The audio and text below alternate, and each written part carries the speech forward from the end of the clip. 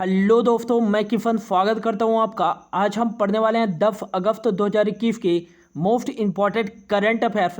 तो लास्ट तक बने रहिएगा। Let's start. पहला क्वेश्चन है, हाल ही में किन दो देशों के बीच जायद तलवार 2021 युद्धाभ्यास का आयोजन किया गया है? तो इसका जो राइट आंसर जगह ऑप्शन सी, भारत और यूएई के बीच जायद तलवार 2021 युद्धाभ्यास का आयोजन किया गया है। भारत और यूएई के बीच यह एक नौसेना अभ्यास है जिसको दोनों देशों की नौसेना के बीच तालमेल बढ़ावा देने के लिए आयोजित किया गया है। जायद तलवार 2021 का आयोजन। नेक्स्ट बात करें यूएई के साथ किया गया है, तो यूएई की जो राजधानी है वो है अबू धाबी और यहाँ जो करेंसी चलती है वो चलती है दिरहम, ये भी याद रखिएगा। नेक्स्ट जो इंपॉर्टेंट एक्सरसाइज है उनके बारे में देख लेते हैं। तो सूर्य किरण एक्सरसाइज इंडिया और नेपाल के बीच में आयोजित किया जाता है। इम्बेक्स एक्सरसाइज भारत और म्यांमार के बीच में आयोजित किया जाता है। संप्रीति एक्सरसाइज और बोंगो सागर एक्सरसाइज इंडिया और बांग्लादेश के बीच में आयोजित किया जाता है। मित्र शक्ति एक्सरसाइज और फ्लीनेक्स एक्सरसाइज इंडिया और श्रीलंका के बीच में आयोजित किया जाता है। समुद्र शक्ति एक्सरसाइज इंडिया और इंडोनेशिया के बीच में आयोजित किया जाता है। दफ्तलिक एक्सरसाइज इंडिया और उज्बेकिस्तान के बीच आयोजित किया जाता है। डेजर्ट नाइट एक्सरसाइज इंडिया और फ्रांस के बीच आयोजित किया जाता है।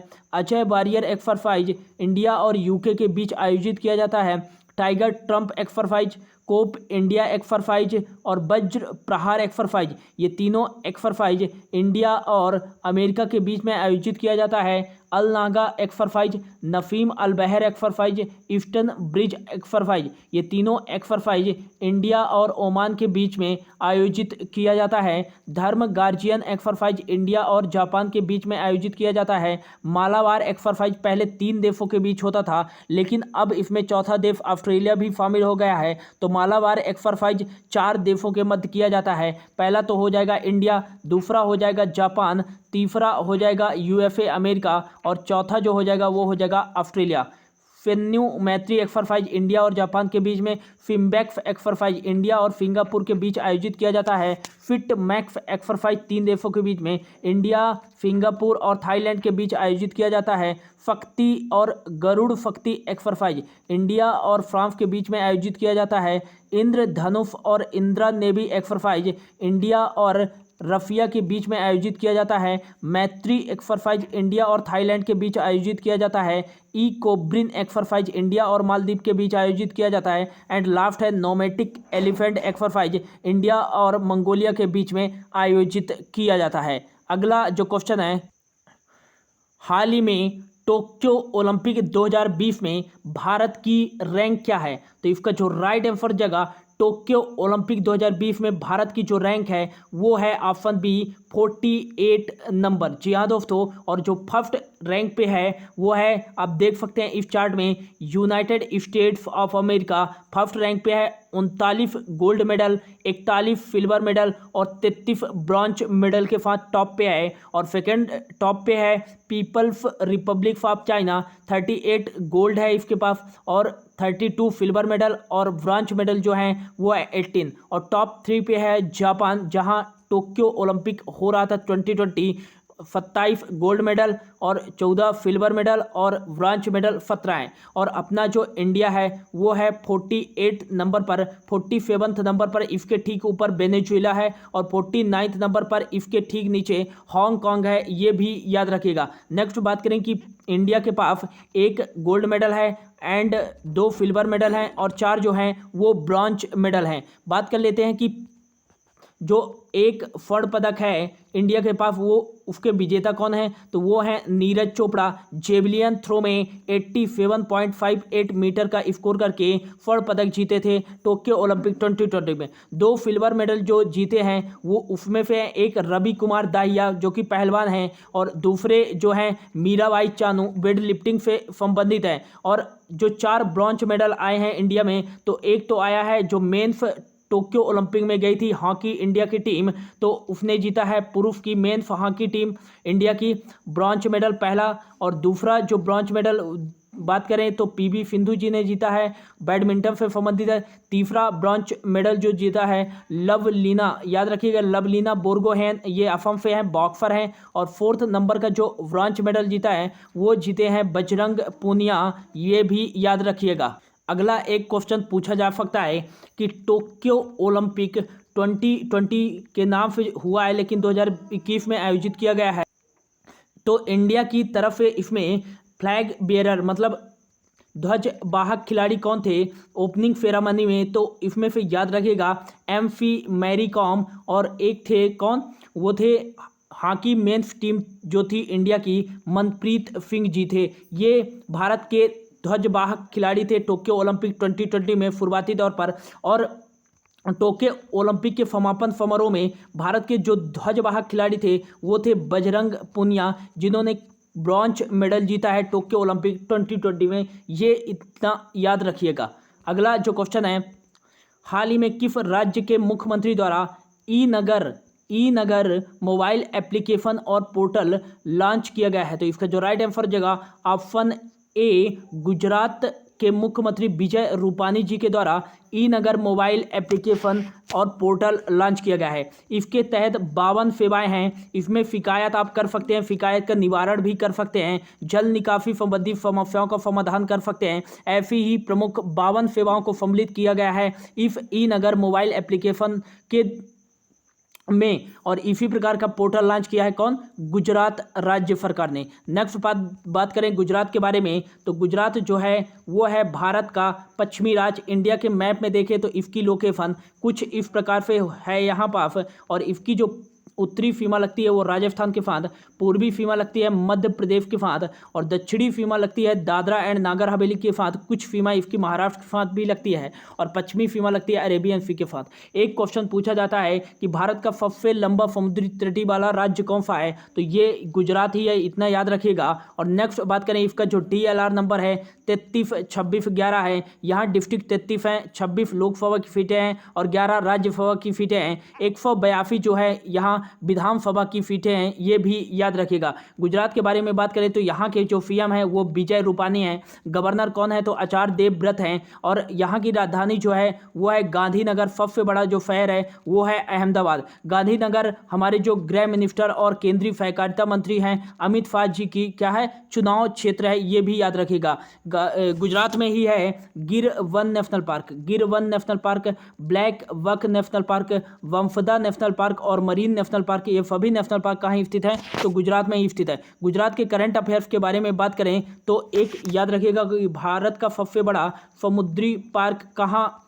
स्थापित किया गया है, तो ये गुजरात के कच्छ में स्थापित किया गया है। और गांधीनगर रेलवे ट्रैक के ऊपर भारत का पहला 5 स्टार होटल बनाया गया है, ये भी याद रखिएगा। गुजरात उच्च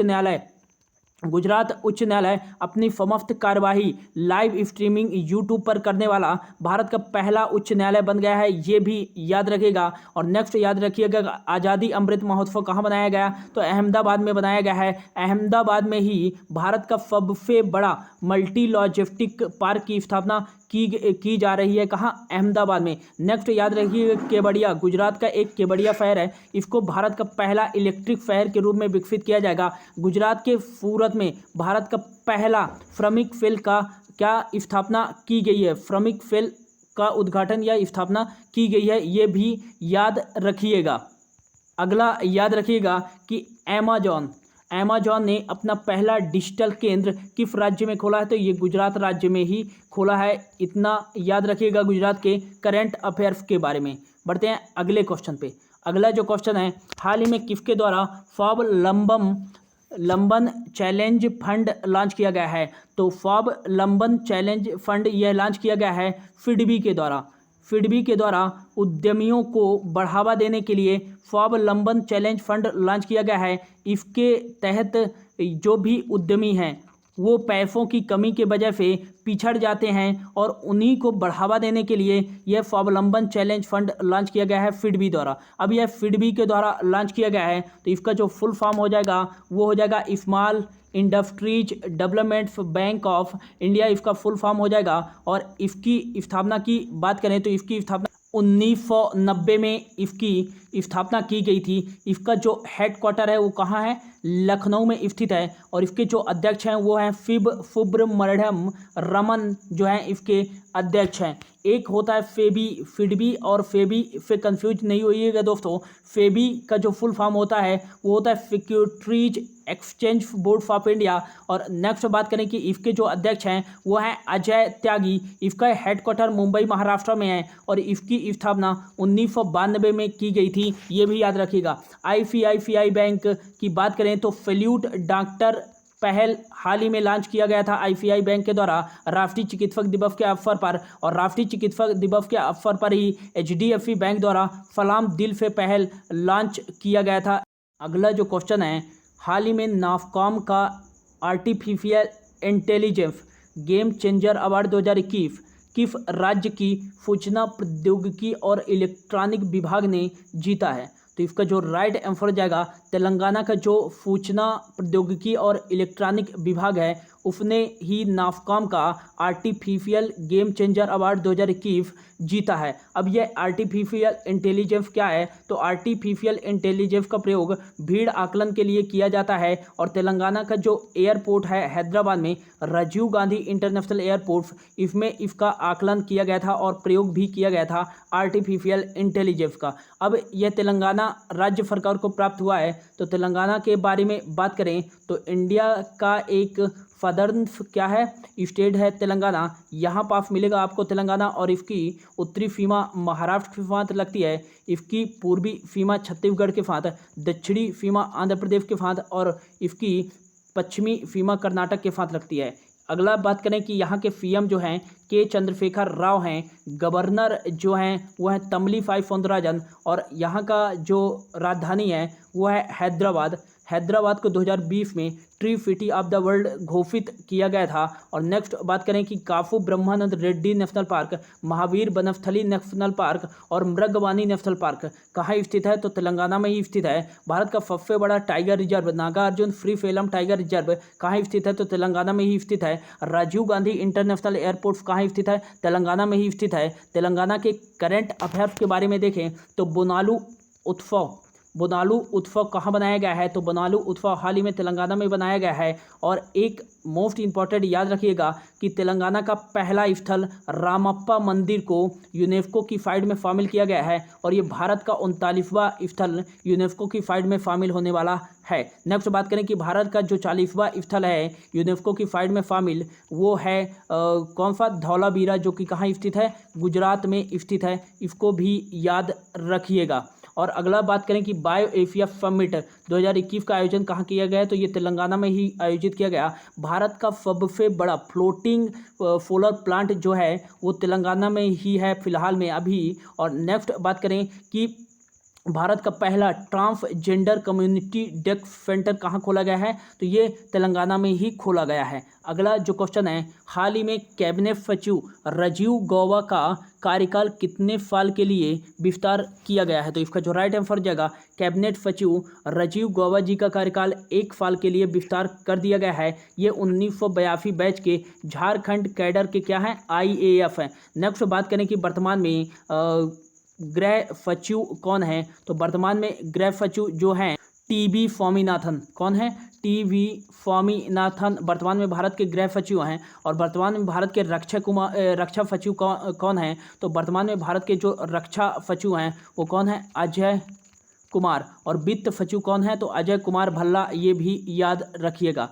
अगला जो क्वेश्चन है, हाल ही में नागासाकी दिवस किस दिन बनाया गया है? तो नागासाकी दिवस बनाया गया है 9 अगस्त को। चूंकि 9 अगस्त 1945 को ही दूसरी बार जापान के नागासाकी शहर में USA द्वारा क्या एटम बम गिराया गया था। और उस एटम बम के कोड का नाम दिया गया था फैटमैन, जहां 65,000 से अधिक लोगों को जान गई थी। और पहली बार जो एटम बम गिराया गया था USA के द्वारा जापान में वो 6 अगस्त 1945 को ही 6 अगस्त को बनाया जाता है। कौन सा? हिरोशिमा दिवस। तो जापान के हिरोशिमा में गिराया गया था। और इससे यह कहा जाता है कि 39% यहाँ की जो पॉपुलेशन थी इससे क्या हो गई थी? डेथ हो गई थी। नेक्स्ट बात करें कि इसमें जो कोड का नाम दिया गया था वो लिटिल बॉय दिया गया था। वो जब हिरोशिमा में गिराया गया था एटम बम यूएसए के द्वारा। तो यह 76वीं बर्फगार्ड बनाई गई है। 9 अगस्त को नागासाकी दिवस और 6 अगस्त को बनाया जाता है हिरोशिमा दिवस, ये भी याद रखिएगा। 7 अगस्त को बनाया जाता है राष्ट्रीय हथकरघा दिवस और 4 अगस्त को बनाया जाता है राष्ट्रीय अस्थि जोड़ दिवस बनाया जाता है, ये भी याद रखिएगा। अगला जो क्वेश्चन है, हाल ही में अंतर्राष्ट्रीय बिल्ली दिवस कब बनाया गया है? तो अंतर्राष्ट्रीय बिल्ली दिवस बनाया गया है 8 अगस्त को, ये याद रखिएगा। 6 अगस्त को बनाया जाता है हिरोशिमा दिवस, 9 अगस्त को नागासाकी दिवस, 4 अगस्त को राष्ट्रीय अस्थि जोड़ दिवस और 1 अगस्त को याद रखिएगा मुस्लिम महिला अधिकार दिवस। 1 अगस्त को ही बनाया जाता है विश्व लंग्स कैंसर दिवस, ये याद रखिएगा। और 1 से 7 अगस्त को बनाया गया कौन सा? स्तनपान दिवस, ये भी याद रखिएगा। तो ये था दोस्तों आज का करंट अफेयर्स। होप आपको अच्छा लगा होगा। Thank you so much for your watching.